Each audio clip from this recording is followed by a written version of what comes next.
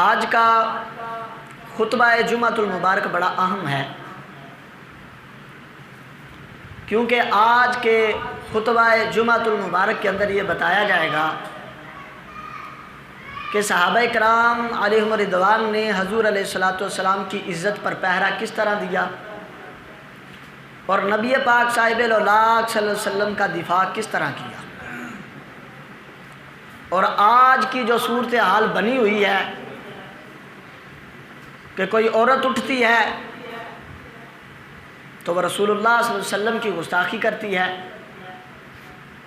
تو اس کو سرکاری پروٹوکول پر ملک پاکستان سے بھگا دیا جاتا ہے۔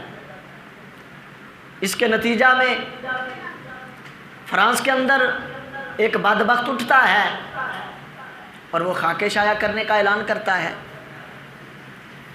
اسی تناظر کے اندر آج انشاءاللہ العزیز دفاع رسول علیہ الصلوۃ والسلام پہ جمعہ پڑھایا جائے گا۔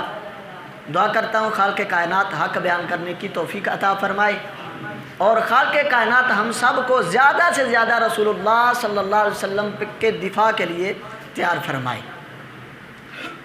حضرات محترم، یہ بات اٹل ہے، یہ بات حقیقت ہے کہ جس نے بھی نبی پاک صاحب الاولاق صلی اللہ علیہ وآلہ وسلم کو اذیت پہنچائی، جس نے بھی نبی پاک علیہ الصلوۃ والسلام کو تکلیف پہنچائی، وہ شخص دار اسلام سے خارج ہو جاتا ہے، وہ بندہ مرتد ہو جاتا ہے، اس کی سزا قتل ہے۔ اب وہ کون سی چیزیں ہیں جس کے ساتھ نبی پاک علیہ السلام کی گستاخی ہوتی ہے؟ تو سنیے، اس کو حضرت قاضی ایاز مالکی رحمہ اللہ نے شفا شریف کے اندر آپ نے نقل فرمایا۔ آپ فرماتے ہیں جس نے نبی پاک علیہ السلام کو گالی دی اس نے نبی پاک علیہ السلام کی گستاخی کی۔ آپ فرماتے ہیں جس نے نبی پاک علیہ السلام کی طرف کسی قسم کا عیب اور کسی قسم کے عیب کی نسبت کی، فرمایا اس نے بھی نبی پاک علیہ السلام کی گستاخی کی۔ فرمایا جو شخص نبی پاک علیہ السلام کے ذات مقدسہ کے حوالہ سے کوئی نازیبا گفتگو کرے گا، نازیبا کلمات کہے گا، اس نے بھی حضور کی گستاخی کی۔ اور فرمایا جو نبی پاک علیہ الصلوۃ والسلام کے اسوہ مبارکہ کے متعلق کوئی زبان تان دراز کرے گا، فرمایا اس نے بھی حضور علیہ السلام کی گستاخی کی۔ اور فرمایا جس شخص نے حضور علیہ السلام کے دین مبارک کے متعلق کوئی نازیبا کلمات کہے، اس کا استہزاء کیا، مذاق اڑایا، فرمایا اس نے بھی حضور علیہ السلام کی گستاخی کی۔ اور فرمایا یہ سارے کلمات ایسے ہیں، اس کے علاوہ اور بھی متعدد کلمات آپ نے لکھے ہیں، یہاں تک کہ آپ نے لکھ دیا کہ جو حضور علیہ الصلوۃ والسلام کی جوتی کو جتڑی کہے گا وہ بندہ بھی دار اسلام سے خارج ہو جائے گا۔ یہاں تک ادب دکھایا ہمارے بزرگوں نے کہ حضور علیہ السلام کا اس طرح ادب کیا جائے گا۔ اور فرمایا ان سب کی جو سزا ہے اور شریعت مطہرہ کا جو حکم ہے، فرمایا وہ یہ ہے کہ والحکم فی حکم الصحابی یقتل، فرمایا ان کا حکم یہ ہے، شریعت مطہرہ حکم یہ دیتی ہے کہ جو بھی حضور کا گستاخ ہو وہ ایسے ہی ہے جیسے حضور کو گالی دے رہا ہے، اس کو قتل کر دیا جائے، اس کو قتل کر دیا جائے۔ اب آئیے ذرا ہم قرآن سے پوچھتے ہیں کہ جو اللہ رسول کو اذیت دیتا ہے، قرآن اس کے بارے میں کیا کہتا ہے؟ قرآن پاک میں خالق کائنات نے ارشاد فرمایا ان الذین یؤذون اللہ ورسولہ لعنہم اللہ فی الدنیا والآخرہ واعد لہم عذابا مہینا۔ فرمایا بے شک وہ لوگ کہ جو اللہ اور اس کے رسول کو اذیت پہنچاتے ہیں، اللہ اور اس کے رسول کو تکلیف پہنچاتے ہیں، فرمایا لعنہم اللہ فی الدنیا والآخرہ، اللہ کی لعنت اس پر دنیا میں بھی ہے اور آخرت میں بھی ہے۔ دنیا میں بھی وہ شخص لعین بن جاتا ہے، آخرت میں بھی لعین بن جاتا ہے، لعنت کا پٹا اس کے گلے میں ڈال دیا جاتا ہے۔ اور فرمایا وَأَعَدَّ لَهُمْ عَذَابًا مُهِينًا، اور قیامت والے دن فرمایا اس کے لیے دردناک عذاب تیار کیا ہوا ہے۔ اسی طرح دوسری آیت مبارکہ جو سورہ توبہ میں ہے، فرمایا وَالَّذِينَ يُؤْذُونَ رَسُولَ اللَّهِ لَهُمْ عَذَابٌ عَلِيمٌ، فرمایا جو نبی پاک صاحب الاولاق صلی اللہ علیہ وسلم کو تکلیف دیتا ہے، نبی پاک صاحب الاولاق صلی اللہ علیہ وسلم کو اذیت پہنچاتا ہے، فرمایا اس کے لیے دردناک عذاب تیار کیا ہوا ہے۔ دردناک عذاب کی اس کو نویر سنائی گئی ہے۔ تو یہ دو آیتیں مطلق تھی، اس کے اندر یہ نہیں بیان کیا گیا مسلمان ہو یا غیر مسلم ہو، مطلق ہے، اور مطلق اپنے اطلاق پر جاری رہتا ہے۔ یعنی کیا مطلب؟ کوئی مسلم ہو، کوئی غیر مسلم ہو، کوئی نوجوان ہو، کوئی بوڑھا ہو، کوئی مرد ہو، کوئی عورت ہو، جو بھی نبی پاک علیہ الصلوۃ والسلام کی گستاخی کرے گا، فرمایا اس پر اللہ کی لعنت ہے،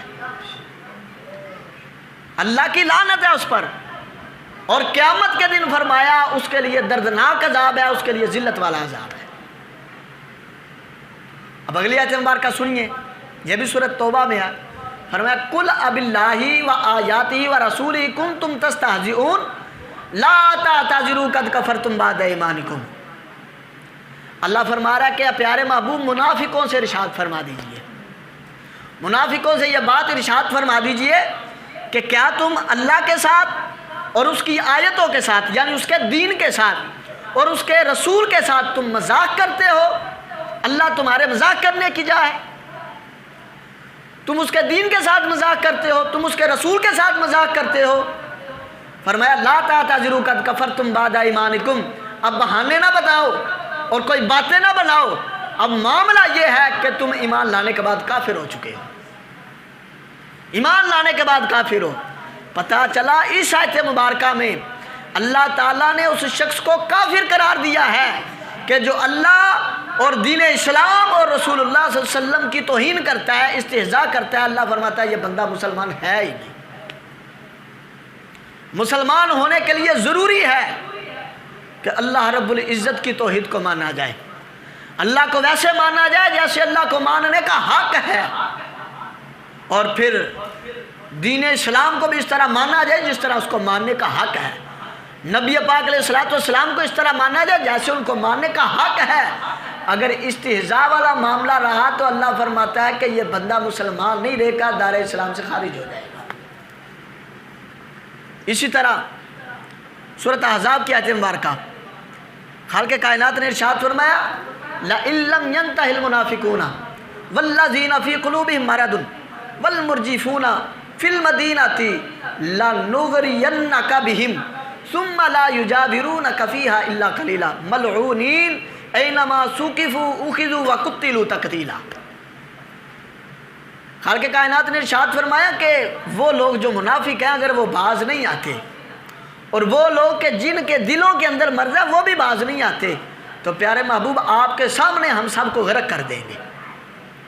جو آپ کی استہزاء کرتے ہیں، آپ کے منصب نبوت کو نہیں سمجھتے اور آپ کے ساتھ استہزاء کرتے ہیں، مذاق کرتے ہیں، پیارے محبوب آپ کے سامنے ہم ان سب کو غرق کر دیں گے۔ اور فرمایا پھر جب ہم غرق کریں گے تمہارے سامنے تمہاری مجاورت کوئی اختیار نہیں کرے گا، تمہارے سامنے رہے گا کوئی نہیں، تمہارے قریب کوئی نہیں رہے گا، اگر رہے بھی تو تھوڑے سے رہیں گے، لیکن جب ہم ان کو غرق کر دیں گے تو ملعونین، وہ ملعون بن جائے گی، ان پر لعنت کی جائے گی۔ تو میں حکم دیتا ہوں کہ اینما ثقفوا اخذوا وقتلوا تقتیلا، جہاں بھی ایسے لوگ تم کو ملے ان کو پکڑو، ان کو بے دردی کے ساتھ قتل کر دو۔ قتل کیوں کر دو؟ قتل اس لیے کرو کہ انہوں نے میرے محبوب کو اذیت پہنچائی ہے، ارے انہوں نے میرے محبوب کے ساتھ استہزاء کیا، ٹھٹا کیا ہے، مذاق کیا ہے۔ فرمایا میں اپنے محبوب کی تھوڑی سی گستاخی بھی برداشت نہیں کر سکتا۔ اسی طرح خالق کائنات نے قرآن پاک سورۃ مجادلہ میں ارشاد فرمایا ان الذین یحادون اللہ ورسولہ اولئک فی الاذلین، فرمایا بے شک وہ لوگ جو اللہ اور اس کے رسول کی مخالفت کرتے ہیں، اللہ کی مخالفت کرتے ہیں، اللہ کے رسول کی مخالفت کرتے ہیں، فرمایا یہ کوئی مومن نہیں ہے، یہ کوئی عزت والے نہیں ہیں، یہ کوئی ترقی یافتہ نہیں ہے، بلکہ یہ کون ہے؟ فرمایا اولئک فی الاذلین، فرمایا یہ ذلیلوں میں سے ہیں، یہ لوگ ذلیل ہیں جو اللہ اور رسول کی مخالفت کرتے ہیں۔ خواہ کوئی پاکستان کے اندر یا کوئی فرانس کے اندر، کوئی پاکستان کے اندر رہ کے حضور علیہ الصلوۃ والسلام کی گستاخی کرے، یا کوئی فرانس کے اندر بیٹھ کے بدبخت حضور علیہ الصلوۃ والسلام کے خاکے بنانے کی سوچے، اس کو ترقی یافتہ نہ کہنا۔ قرآن کہتا ہے وہ ذلیل ہے، اس دنیا میں بھی ذلیل ہے اور آخرت میں بھی ذلیل ہے۔ وہ دنیا میں بھی اس کا ذلت مقدر بن چکی ہے، آخرت میں بھی وہ شخص ذلیل ہو کر رہے گا۔ حضرات محترم، اگر بات کی جائے صحابہ کرام علیہم الرضوان کی اور دیکھا جائے صحابہ کرام نے محبوب علیہ السلام کا دفاع کس طرح کیا ہے، تو یقین کیجئے لو کھڑا ہو جاتا ہے۔ حضرت سیدنا امیر حمزہ رضی اللہ تعالیٰ عنہ، جن کا لقب ہے کہ وہ شیر خدا بھی ہیں اور شیر مصطفیٰ بھی ہیں، بلند آواز سے بولو ذرا، کہ حضرت سیدنا امیر حمزہ رضی اللہ تعالیٰ عنہ، آپ کا شوق تھا کہ آپ جاتے تھے شکار کرنے کے لیے، اور صبح جاتے تھے اور شام کو واپس آتے تھے۔ آپ ایک دن کیا ہوا، حسب معمول جب واپس تشریف لائے تو آپ کی بہن حضرت صفیہ رضی اللہ تعالیٰ عنہ و سلام اللہ علیہا، آپ نے کہا کیا امیر حمزہ تجھے پتہ ہے آج تیرے جانے کے بعد کیا ہوا؟ سنیے گا ذرا کہ اے امیر حمزہ پتہ ہے آج تیرے جانے کے بعد یہاں کیا ہوا؟ آپ فرمانے لگے کیا ہوا؟ کہا تیرا جو بھتیجا ہے محمد بن عبداللہ، جو ہمارے جگر کا ٹکڑا ہے، جو ہمارا بھتیجا ہے، کیا ہوا اس کے ساتھ؟ کہا اس کے ساتھ کیا ہونا ہے، ابو جہل نے اس کو گالیاں دی ہیں۔ تو حضرت امیر حمزہ رضی اللہ تعالیٰ عنہ کو غصہ آ گیا، آپ نے اپنا کمان پکڑا، اپنا تیر پکڑا، تیر کمان لے کر حضرت امیر حمزہ رضی اللہ تعالیٰ عنہ آپ ابو جہل کے پاس گئے، دیکھا تو ابو جہل حرم میں بیٹھا ہے، حرم میں بیٹھا ہے۔ تو حضرت امیر حمزہ رضی اللہ تعالیٰ عنہ نے فَضَرَبَهُ بِهَا دَرْبَةً شَجَّهُ مِنْهُ شَجَّةً مُنْكَرًا، تو حضرت امیر حمزہ نے وہ جو کمان پکڑا تھا اس کے سر میں مارا، اس کا سر پھوڑ دیا، اور فرمانے لگے کیا تو میرے بھتیجے محمد کو گالیاں دیتا ہے؟ تجھے نہیں پتا میں بھی اسی کے دین پر ہوں؟ تجھے نہیں پتا میں بھی اسی کے دین پر ہوں؟ غور کرو، سارے واقعات ہمیں آتے ہیں لیکن یاد کرو اس کے اندر جو تدبر ہے، جو فکر ہے، وہ ہم نہیں کرتے کہ صحابہ نے ایسے مقام پر کیا کیا تھا، آج ہمیں کیا کرنا چاہیے۔ آج ایک بدبخت بیٹھا ہے فرانس کے اندر اور وہ اعلان کر رہا ہے، اس کا اعلان ہے کہ میں خاکے شائع کروں گا۔ واہ بھائی واہ، وہ خاکے شائع کرنے کی سوچ رہا ہے، اور ہم مسلمان ہیں جو صرف ایک نہیں، اکثریت مسلمانوں کی، بالخصوص ہمارے حکمران ہیں جو وہ پاکستان کے حکمران ہو، عرب کے حکمران ہو، یا پھر وہ ترک کے حکمران ہو، جو بھی اسلامی ملک کے حکمران ہیں وہ بھی خاموشی سے بیٹھے ہیں۔ ہم عوام تو احتجاج ہی کر سکتے ہیں نا، صحیح کام تو حکمرانوں کا ہے یہاں۔ بہرحال سنیے کہ نبی پاک صاحب الاولاد صلی اللہ علیہ وآلہ وسلم کا دفاع مولا علی نے کس طرح کیا، سارے ذرا بلند آواز سے بولو سبحان اللہ، کہ مولا علی شیر خدا رضی اللہ تعالیٰ عنہ نے کس طرح دفاع کیا کہ جو کافر تھے وہ اپنی امانتیں حضور کے پاس رکھ دیتے تھے، اپنی امانتیں حضور کے پاس کافروں نے رکھ دینی کرنی، اگرچہ دشمن سمجھتے تھے لیکن صادق اور امین بھی سمجھتے تھے، اپنی امانتیں محبوب کے پاس رکھی ہیں۔ ہجرت کی رات آئی، کون سی رات آئی؟ ہجرت کی رات آئی تو محبوب کریم علیہ السلام کی شہادت کا، آپ کو قتل کرنے کا کافروں نے منصوبہ بنایا، تو نبی پاک علیہ السلام نے ارشاد فرمایا کہ علی میں تو آج ہجرت کر کے جا رہا ہوں لیکن کچھ امانتیں کافروں کی میرے پاس ہیں، تم نے کیا کرنا ہے، یہ امانتیں ان کو واپس لٹا کر صبح تم نے بھی مدینے آ جانا ہے۔ اب مجھے بتائیے کیا مولا علی کو پتہ نہیں تھا کہ محبوب علیہ السلام کو شہید کرنے کی سازش رچائی گئی ہے؟ کیا حضرت سیدنا مولا علی شیر خدا کو پتہ نہیں تھا کہ اس بستر پہ سونا تو دور کی بات، اس پہ لیٹنا بھی خطرے سے خالی نہیں ہے، لیکن مولا علی شیر خدا رضی اللہ تعالیٰ عنہ نے بستر پر لیٹ کے قیامت تک کے مسلمانوں کو یہ فیصلہ سنا دیا اپنا، اور قیامت تک کے مسلمانوں کو یہ بات بتا دی کہ مسلمانوں اگر محبوب علیہ السلام کی عزت کی بات آئے تو تم نے اپنی جان کی طرف نہیں دیکھنا، ہر وقت مصطفیٰ کی شان کی طرف دیکھنا ہے، ہر طرف مصطفیٰ کی شان کی طرف دیکھنا ہے۔ پھر یہ ہجرت کا جو سفر تھا یہ کس کے ساتھ کیا؟ حضرت ابوبکر صدیق کے ساتھ، سارے بولو ذرا سبحان اللہ۔ ارے حضرت ابوبکر صدیق کے ساتھ سفر کیا۔ ابوبکر صدیق نے کس طرح دفاع کیا؟ جا رہے ہیں رستے کے اندر کیا ہوا، نبی پاک علیہ السلام جا رہے ہیں، ابوبکر صدیق ساتھ ساتھ ہیں۔ ابوبکر صدیق کبھی حضور علیہ السلام کے آگے ہوتے ہیں، کبھی پیچھے ہوتے ہیں، کبھی دائیں ہوتے ہیں، کبھی بائیں ہوتے ہیں۔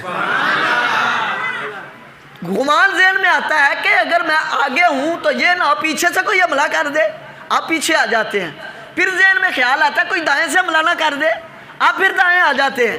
پھر خیال آتا کوئی بائیں سے حملہ نہ کر دے، اب بائیں آ جاتے ہیں تو پوچھا محبوب کریم علیہ السلام نے ابو بکر یہ کیا کر رہے ہو، کبھی آگے کبھی پیچھے کبھی دائیں کبھی بائیں، یہ کیا ہے؟ عرض کی یا رسول اللہ میں آپ کا دفاع کر رہا ہوں، یا رسول اللہ میں چاہتا ہوں کہ جو بھی تیر آئے وہ آپ تک نہ پہنچے، پہلے صدیق کے سینے میں لگے۔ حضرات محترم وہ کافر حضور علیہ السلام کا پیچھا کر رہے تھے، لیکن کافر آج بھی پیچھا کر رہے ہیں۔ اس وقت محبوب علیہ السلام کی ذات اقدس کا پیچھا کیا جا رہا تھا، لیکن آج محبوب علیہ السلام کی شان میں تنقیص کرنے کا پیچھا کیا جا رہا ہے۔ آج ہمیں کیا کرنا ہوگا؟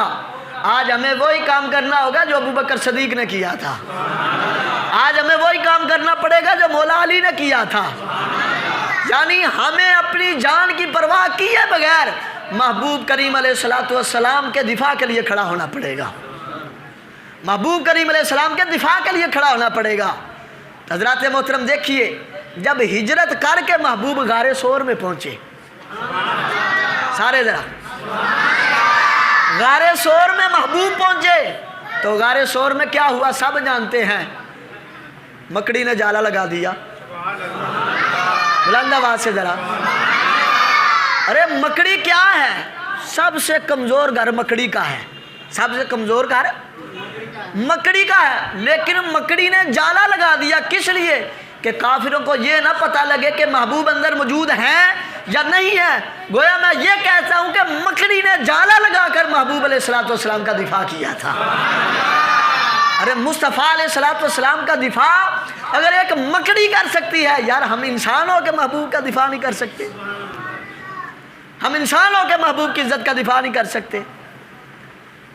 جب اندر گئے غار کے اندر تو ابو بکر صدیق نے اپنا کرتا اتارا، کرتا اتار کے جتنے بھی سوراخ سے سب بند کر دیے، سارے سوراخ بند کر دیے۔ محبوب کریم علیہ السلام آپ نے اپنا سر انور ابو بکر صدیق رضی اللہ تعالیٰ عنہ کی گود کے اندر رکھا، بلند آواز سے ذرا، کی گود کے اندر رکھا اور آپ آرام فرما رہے ہیں۔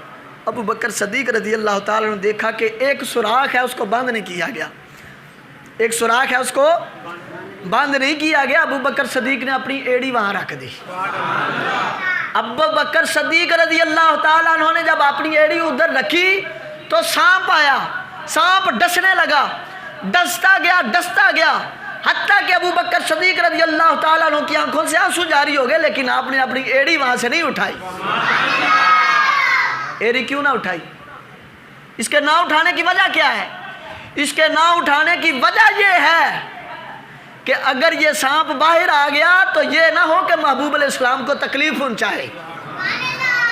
ارے ایک غار تو وہ تھا، ایک سانپ تو وہ تھا کہ جو غار کے اندر تھا اور محبوب کریم علیہ السلام کی طرف آنا چاہتا تھا، محبوب کی ذات پر حملہ کرنا چاہتا تھا، لیکن آج ایک سانپ بدبخت فرانس کے اندر محبوب کریم علیہ السلام کے خاکے بنانا چاہتا ہے۔ تو مسلمانوں آؤ، آج ہم ابو بکر صدیق کی سنت پہ عمل کر کے اپنی جانیں تو قربان کر دیں گے، لیکن محبوب کریم علیہ السلام کی شان پر ذرا حرف بھی نہیں آنے دیں گے۔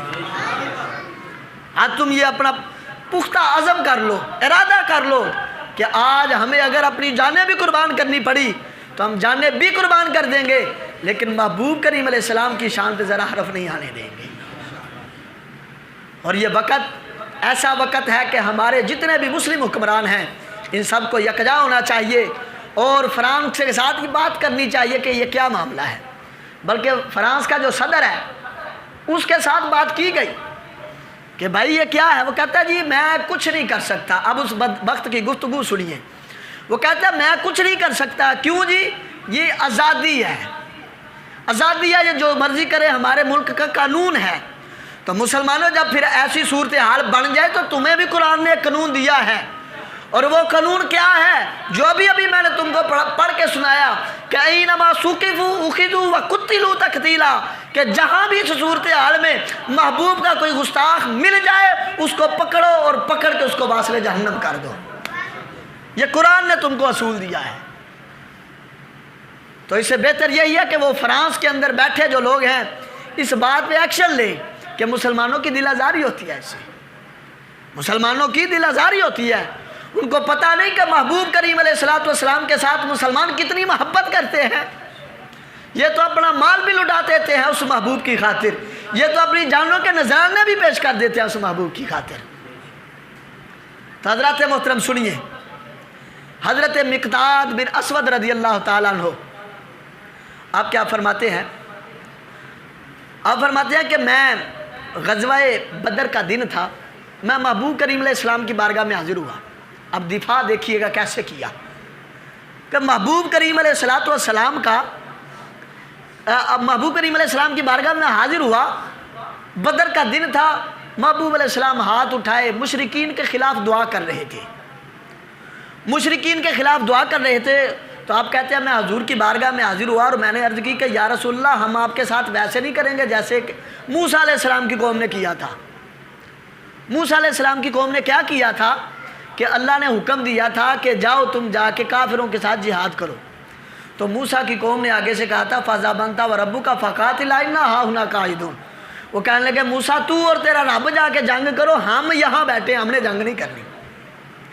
اب حضرت مقداد بن اسود رضی اللہ تعالیٰ عنہ آپ عرض کرتے ہیں یا سیدی یا رسول اللہ صلی اللہ علیہ وسلم، ہم آپ کے ساتھ موسیٰ علیہ السلام کی قوم والا معاملہ نہیں کریں گے، بلکہ ہم آپ کے دائیں سے بھی، آپ کے بائیں سے بھی، آپ کے آگے سے بھی، آپ کے پیچھے سے بھی، ہر طرف سے آپ کو گھیر لیں گے، اس حالت میں ہم آپ کا دفاع کریں گے،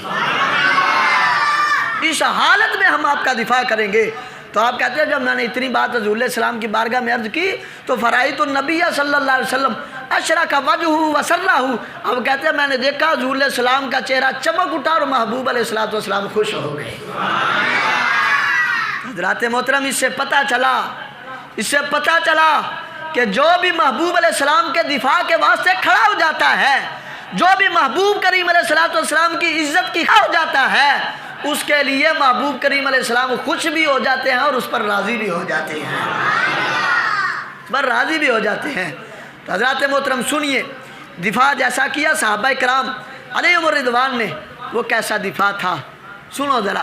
حضرت عمیر، سب بولو رضی اللہ تعالی عنہ، حضرت عمیر رضی اللہ تعالیٰ عنہ آپ فرماتے ہیں کہ احد کا مقام تھا تو نبی پاک علیہ السلام نے ایک خطبہ ارشاد فرمایا، ایک تقریر کی، اس کے اندر نبی پاک علیہ السلام نے ارشاد فرمایا کہ مسلمانوں جنت کی طرف جلدی کرو، دوڑ کے جنت کی طرف جاؤ، اور فرمایا جنت اتنی وسیع ہے کہ جتنی زمین و آسمان کی چوڑائی ہے، جتنی زمین و آسمان کی چوڑائی ہے جنت کی وسعت بھی اتنی ہے۔ حضرت عمیر عرض کرتے ہیں یا رسول اللہ کیا واقعی جنت اتنی بڑی ہے؟ کیا واقعی جنت اتنی بڑی ہے؟ تو محبوب علیہ السلام نے فرمایا ہاں جنت واقعی اتنی بڑی ہے۔ تو آپ نے عرض کی واہ واہ واہ، آپ نے جب واہ واہ کی تو حضور علیہ السلام نے فرمایا کہ یہ واہ واہ کا سبب کیا بنا؟ عرض کی یا رسول اللہ میں امید کرتا ہوں کہ میں جنت میں جاؤں گا، بلند آواز سے بولو ذرا سبحان اللہ، یا رسول اللہ میں امید کرتا ہوں کہ میں جنت میں جاؤں گا۔ نبی پاک علیہ السلام مسکرائے اور مسکرا کے فرمایا کہ عمیر اس میں تو کوئی شک ہی نہیں ہے، تو جنتی ہے، عمیر تو جنتی ہے۔ حضرت عمیر اس وقت کھجوریں کھا رہے تھے، آپ نے کھجوریں پکڑی اور پکڑ کے ایسے پھینک دی اور پھینک کے کہا جنت اور میرے درمیان یہ کھجوریں حائل ہیں، بولو بولو ذرا کہ جنت اور میرے درمیان یہ کھجوریں حائل ہیں۔ آپ نے کھجوریں ایک طرف پھینکی، تلوار پکڑی، کافروں کے مقابلے میں نکلے، کئی کافروں کو واصل جہنم کر کے خود جام شہادت نوش کر دیا۔ ارے مجھے بتاؤ یار، کیا صحابہ کو نہیں پتا تھا کہ احد کے مقام میں، احد کی جنگ میں ہمارے ساتھ کیا ہو رہا ہے؟ اس کے باوجود انہوں نے اپنی جان کی پرواہ نہیں کی، محبوب کی عزت کی پرواہ کی ہے۔ کیا صحابہ سے بڑا کوئی عقل مند ہے؟ اللہ نے سب سے زیادہ عقل اور شعور اپنے صحابہ کو عطا فرمایا ہے، لیکن اس کے باوجود وہ کیا کرتے ہیں؟ اپنی جانیں ہیں جو وہ ہتھیلی پر رکھ کے محبوب کریم علیہ السلام کا دفاع کرتے ہیں۔ اس کی وجہ کیا ہے؟ اس کی وجہ فقط ایک ہے، جو اللہ حضرت عظیم البرکت رحمت اللہ علیہ نے فرمایا کہ حسن یوسف پہ مصر میں کٹی انگشت زنا، تیرے نام پہ سر کٹواتے ہیں مردان عرب۔ اس شعر کا مطلب یہ ہے کیا اللہ حضرت فرماتے ہیں کہ یا سیدی یا رسول اللہ صلی اللہ علیہ وسلم، حسن یوسف آشکار ہوا، یوسف علیہ السلام کا حسن جب ظاہر ہوا تو مصر کے اندر عورتوں نے اپنی انگلیاں کاٹ لی، لیکن پیارے محبوب آپ کا حسن تو دور کی بات ہے، آپ کا صرف نام لیا جائے تو آپ کے نام لیوا، آپ کے غلام آپ پر جانیں قربان کرنے کے لیے تیار ہو جاتے ہیں، پر جانیں قربان کرنے کو تیار ہو جاتے ہیں۔ بہرحال اسی کے ساتھ سنیے کہ حضرت ابو طلحہ رضی اللہ تعالیٰ عنہ بڑے بردگیزہ صحابی ہیں۔ جب جنگ احد کا مقام تھا، کچھ صحابہ آگے پیچھے ہو گئے، محبوب علیہ السلام کے دفاع کے واسطے حضرت ابو طلحہ رضی اللہ تعالیٰ عنہ کو بلایا گیا۔ حضرت ابو طلحہ رضی اللہ تعالیٰ عنہ آپ ایسی شخصیت ہے، آپ کہتے ہیں میں زخموں سے چکنا چور تھا، لیکن مجھے حضرت مقداد بن اسود نے کہا کہ ابو طلحہ تجھے رسول اللہ بلا رہے ہیں۔ آپ کہتے ہیں جب مجھے یہ خبر ملی کہ مجھے رسول اللہ صلی اللہ علیہ وسلم بلا رہے ہیں تو آپ فرماتے ہیں کہ میں بھول گیا کہ مجھے کوئی زخم بھی لگا ہے۔ آپ فرماتے ہیں میں بھول گیا کہ مجھے کوئی زخم لگا ہے۔ تو کیا ہوا، آپ حضور علیہ السلام کی بارگاہ میں حاضر ہوئے، حضور علیہ السلام نے فرمایا کہ اے ابو طلحہ تو تیر بڑا اچھا چلاتا ہے، تو تیر بڑا اچھا چلاتا ہے، آج میرے دفاع میں تیر چلا، تو کتنے چلاتا ہے، آج چلا تیر، اور ان کو تو جواب دے اور ان کو بتا دے کہ تیرا محبوب ہے جو وہ کوئی عام ہستی نہیں، اللہ نے اس کو کائنات کے اندر سب سے بلند مقام عطا فرمایا۔ اور میں بتا دیں ان لوگوں کو۔ تو حضرات محترم کیا ہوا، حضرت سیدنا ابو طلحہ رضی اللہ تعالیٰ عنہ نے اس دن بڑی تیریں چلائی، 3 کمان آپ کے ہاتھ سے ٹوٹ گئے۔ کتنے کمان؟ 3 کمان آپ کے ہاتھ سے ٹوٹے۔ تو جو بھی محبوب کریم علیہ السلام کے قریب سے گزرتا مسلمان تو حضور اس کو فرماتے کہ اپنا کمان ابو طلحہ کو دے جاؤ، کوئی پتہ نہیں یہ کمان بھی ٹوٹ جائے۔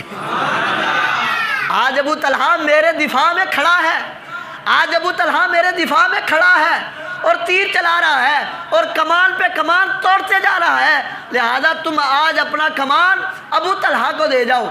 اتنی دیر میں محبوب علیہ السلام مورچے میں تھے، محبوب کریم علیہ السلام ایسے کھڑے ہو کے حالات دیکھ رہے ہیں کہ صورتحال جنگ کی کہاں تک پہنچی ہے۔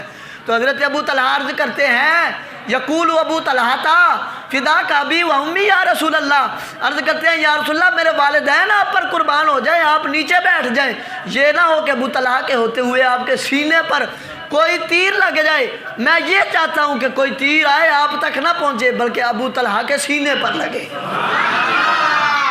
آگے ابو طلحہ کے سینے پر لگے۔ یار صحابہ نے تو اپنی زندگیاں ہیں جو وہ ہتھیلی پر رکھ کے محبوب کا دفاع کیا، لیکن آج ہم کیا کر رہے ہیں، ہم کیا کر رہے ہیں، ہم مسلمان ہیں، سوچو ذرا ہم مسلمان ہیں، کیا کبھی اکیلے بیٹھنا اور سوچنا کہ محبوب کریم علیہ السلام نے ہمارے لیے کیا کچھ نہیں کیا، محبوب کریم نے ہمارے لیے کیا نہیں کیا۔ مدارج النبوہ اٹھاؤ، محبوب کریم علیہ السلام کا جب نور اللہ نے پیدا کیا تو کیا ہوا، مدارج النبوہ میں لکھا ہے کہ اللہ رب العزت نے جب محبوب کے نور کو پیدا فرمایا تو نور محمدی نے 2 نفل ادا کیے۔ کتنے نفل ادا کیے؟ 2 نفل ادا کیے۔ جب 2 نفل ادا کیے کس حالت میں؟ اللہ اکبر کہہ کے آپ قیام میں کھڑے ہیں، محبوب کا نور قیام میں ہے، کئی سال قیام میں گزر گئے، پھر آپ رکوع میں گئے، کئی سال رکوع میں گزر گئے، پھر آپ کھڑے ہوئے، پھر سجدہ، پھر دوسرا سجدہ، پھر دوسری رکعت، 2 نفل کئی سالوں کے بعد جب مکمل ہوئے تو اللہ نے فرمایا کہ اے میرے پیارے محبوب آج تو نے میری عبادت کا حق ادا کر دیا ہے، آج میری عبادت کا حق ادا کر دیا ہے۔ محبوب آج مجھ سے مانگ کیا مانگتا ہے، آج مجھ سے مانگ کیا مانگتا ہے؟ آپ کو پتہ ہے اس وقت محبوب نے کیا مانگا تھا؟ اس وقت محبوب نے اللہ کی بارگاہ میں عرض کی تھی کہ مولا میری امت کی بخشش فرما۔ محبوب نے عرض کی مولا اللہ اکبر میری امت کو بخش دے۔ پھر محبوب علیہ السلام کی جب ولادت ہوئی، سب جانتے ہیں محبوب کی ولادت ہوئی، سب سے پہلے سجدہ کیا، سجدے میں کیا کہا؟ ربی حب لی امتی، مولا امت کو بخش دے۔ جب محبوب کریم علیہ السلام کا وصال ہوا، آپ کی میت مبارک، آپ کا جسد انور جب قبر کے اندر اتارا جا رہا تھا تو مولا علی فرماتے ہیں میں نے دیکھا حضور علیہ السلام کے ہونٹ حرکت کر رہے ہیں، کہتے میں نے کان قریب کیا تو اس وقت بھی آواز آ رہی تھی ربی حبلی امتی، مولا میری امت کی بخشش فرما دے۔ یار محبوب کریم ہمارے لیے دعائیں کرتے رہے، لیکن آج جب معاملہ آیا محبوب کی عزت کا تو ہم اے سیوں کی ٹھنڈی ہواؤں میں بیٹھے ہیں۔ محبوب کریم علیہ السلام نے غاروں کے اندر اور مزاروں کے اندر اور جگہ جگہ پہ پہاڑوں کے اندر محبوب کریم ہماری بخشش کی دعائیں کرتے رہے، لیکن آج جب دفاع مصطفیٰ کریم علیہ السلام کی باری آئی تو ہم گھروں کے اندر بیٹھے ہیں۔ یہ کیا ہم مسلمان ہیں؟ کیا جب وہ دوسرے لوگ دیکھیں گے جو توہین کرتے ہیں، وہ دیکھیں گے وہ کیا کہیں گے؟ وہ کہیں گے یہ مسلمان ہے، اپنے نبی کا دفاع نہ کر سکے۔ وہ کیا کہیں گے ہمارے بارے میں؟ اور کل قیامت کے دن اگر محبوب کریم نے پوچھ لیا بتاؤ تمہاری خاطر میں نے تو ادھر پتھر بھی کھائے، تمہاری خاطر میں نے ادھر پتھر کھائے، تم نے کیا کیا؟ تو کیا جواب ہوگا ہمارے پاس؟ کوئی جواب نہیں ہوگا ہمارے پاس۔ اس وقت آج وقت ہے، اس لیے آج وقت ہے اپنے آپ کو سنبھالیے کہ ہم کہاں کھڑے ہیں۔ حضرت ابو دجانہ رضی اللہ تعالیٰ عنہ احد کے مقام میں جب حضور علیہ السلام کو پتھر مارا گیا ادھر، تو حضرت ابو دجانہ رضی اللہ تعالیٰ عنہ آپ نے جب دیکھا محبوب کریم علیہ السلام کا خون نکل رہا ہے، عرض کی یا رسول اللہ یہ پتھر کس نے مارا ہے؟ کس بدبخت نے یہ بدبختی کی ہے؟ محبوب کریم علیہ السلام نے ارشاد فرمایا وہ شخص ادھر کو گیا ہے، اشارہ کیا، فرمایا شخص ادھر کو گیا ہے۔ جیسے اشارہ کیا حضرت ابو دجانہ اپنے گھوڑے پر سوار ہوئے، اس کا پیچھا شروع کیا، اور جب اس کو پکڑ لیا اور اس کو آواز دی، پہلے کھڑا نہیں ہو رہا تھا، آواز دی، جب آواز دی وہ ڈر گیا، وہیں کھڑا ہو گیا۔ حضرت ابو دجانہ نے اس کا سر تن سے جدا کر دیا اور اس کی گردن پکڑی اور پکڑ کے محبوب کی بارگاہ میں لا کے عرض کی یا رسول اللہ اس نے پتھر مارا تھا،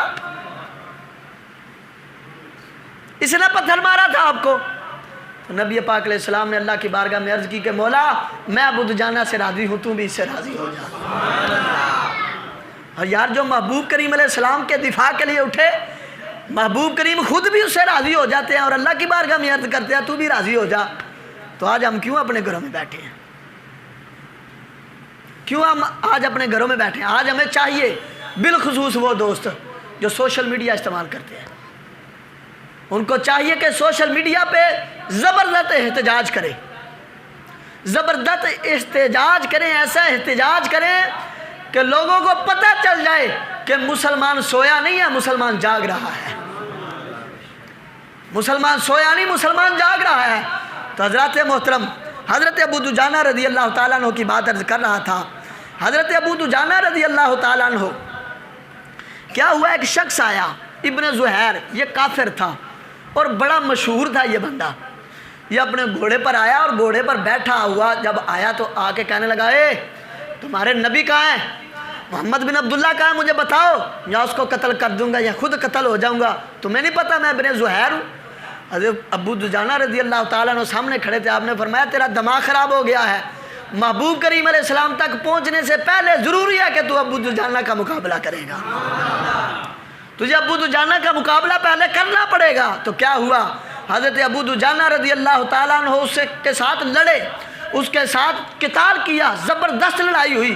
حضرت ابو دجانہ نے اس کا سر تن سے جدا کر کے کہا تو کہتا تھا میں ابن زہیر ہوں، آپ اپنے باپ کا نام لے کے کہنے لگے تجھے نہیں پتا میں ابن خرشہ ہوں، تجھے نہیں پتا میں بھی اپنے اس باپ کی اولاد ہوں جو بڑا دلیر ہے، جو بڑا بہادر ہے۔ نبی پاک علیہ السلام دیکھ رہے تھے، نبی پاک علیہ السلام نے جب یہ منظر دیکھا ہاتھ اٹھائے اللہ کی بارگاہ میں اور عرض کی اللہم ارضا ان ابن خرشتا انما کما انا انہ رادن، عرض کی یا اللہ جس طرح میں آج ابن خرشہ ابو دجانہ سے راضی ہو گیا ہوں تو بھی اس طرح اس سے راضی ہو جا۔ حضرات محترم پتہ چلا جس نے محبوب کا دفاع کیا، محبوب کریم علیہ السلام، آپ نے اس کو دعا سے نوازا، آپ اس سے خوش ہو گئے۔ آئیے ایک آخری بات کرتے ہیں۔ ابن خطل ایک شخص تھا، یہ عیسائی تھا۔ ابن خطل کون تھا؟ عیسائی تھا، اس نے اسلام قبول کیا۔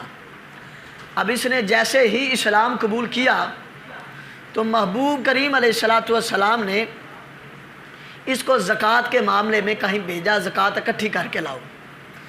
اس کو زکوٰۃ کے لیے بھیجا، ساتھ میں ایک شخص کو بھیجا کہ جو اس کی خدمت کرے گا۔ اب رستے کے اندر کیا ہوا، اس کو نیند آئی، نیند سونے سے پہلے کہنے لگا اس شخص کو کہ یہ ایک بکری ہے، اس کو ذبح کرو، اس کو ذبح کر کے تم کھانا تیار کرو، میں اس وقت سو کے اٹھ جاؤں گا، پھر کھانا کھائیں گے۔ اب جب یہ سو کر اٹھا تو کیا ہوا، جیسے ہی یہ سو کر اٹھا تو دیکھا کھانا تیار نہیں تھا، اور جو کھانا بنانے والا غلام تھا ساتھ وہ بھی سویا ہوا تھا۔ جب اس نے دیکھا تو اس نے اس غلام کو قتل کر دیا۔ اب یہ مسلمان ہو چکا تھا، لیکن اس کے باوجود اس نے دوسرے مسلمان کو قتل کر دیا، اور بعد میں دین اسلام کو چھوڑ کے مشرک ہو گیا۔ جب یہ مشرک ہوا پھر اس نے کیا بدبختی کی، اس نے دین اسلام کے خلاف سازشیں شروع کر دی۔ محبوب کریم علیہ السلام کو گالیاں دیتا تھا، محبوب کریم علیہ السلام کے خلاف گندے اشعار لکھتا تھا، اور 2 باندیاں بھی اس نے رکھی تھی جو وہ اشعار پڑھتی تھی، اور محبوب علیہ السلام کی گستاخیاں کرتا تھا۔ لیکن جب مکہ فتح ہوا تو محبوب علیہ السلام نے ایک خطبہ ارشاد فرمایا۔ اس خطبے کے اندر آپ نے سب کو معاف فرما دیا، حتیٰ کہ جتنے کافر کھڑے تھے سب کا ذہن یہی تھا کہ ابھی ہماری گردنیں تن سے جدا ہونے والی ہیں، لیکن محبوب کریم علیہ السلام جو رحمت للعالمین بن کے تشریف لائے، محبوب کریم علیہ السلام نے ارشاد فرمایا، تم نے مجھے اذیتیں پہنچائی، تم نے میرے رستوں کے اندر کانٹے بچھائے، تم نے طیف کی بستی میں مجھے پتھر مارے، فرمایا تم نے میری گلے کے اندر رسی ڈال کر حتیم کعبہ کے اندر تم نے مجھے گھسیٹا تھا، اور اتنی اذیتیں تو نے مجھے پہنچائی، جاؤ میں تم سب کو معاف کرتا ہوں۔ محبوب نے سب کو معاف کر دیا، لیکن ابن خطل جو محبوب کا بدترین گستاخ تھا، جو محبوب کریم علیہ السلام کے متعلق ایسی باتیں کیا کرتا جو ناقابل برداشت تھی، اس نے کہا آج بچنے کی صرف ایک ہی جا ہے، بیت اللہ شریف کے غلاف میں چھپ گیا۔ کہاں چھپا؟ بیت اللہ شریف کے غلاف میں چھپ گیا۔ صحابہ نے عرض کی یا سید یا رسول اللہ صلی اللہ علیہ وسلم، ابن خطل ہے جو وہ بیت اللہ شریف کے غلاف میں چھپا ہے۔ محبوب نے فرمایا اقتلوہ، اس کو وہیں قتل کر دیا جائے، اس کو وہیں قتل کر دیا جائے۔ کیوں؟ کیونکہ وہ محبوب علیہ السلام کو گالیاں دیتا تھا، اور ایک روایت کے مطابق محبوب علیہ السلام نے خود فرمایا من قتل ابن خطل فہو فی الجنہ، فرمایا جو بھی ابن خطل کو واصل جہنم کرے گا جنت میں لے کر جانا اس کو میرا کام ہے۔ فرمایا جو قاتل ہوگا ابن خطل کا اس کو جنت دینا میری گارنٹی ہے۔ تو پتہ چلا جو بھی محبوب کریم علیہ السلام کے گستاخ کو واصل جہنم کرتا ہے اس کی جنت پکی ہے، اس کی جنت پکی ہے۔ تو حضرات محترم دعا ہے خالق کائنات ہم سب کو زیادہ سے زیادہ محبوب کریم علیہ السلام کے دفاع کی توفیق عطا فرمائے۔ خالق کائنات ہم سب کو اپنی بارگاہ میں محبوب کریم علیہ السلام کے دفاع کے واسطے قبول فرما لے۔ یوں کہہ لیجیے کہ اللہ تعالی ہم کو صحابہ جیسا، اہل بیت جیسا اور شہیدان اسلام جیسا جذبہ عطا فرمائے۔ آمین و ما علینا الا البلاغ۔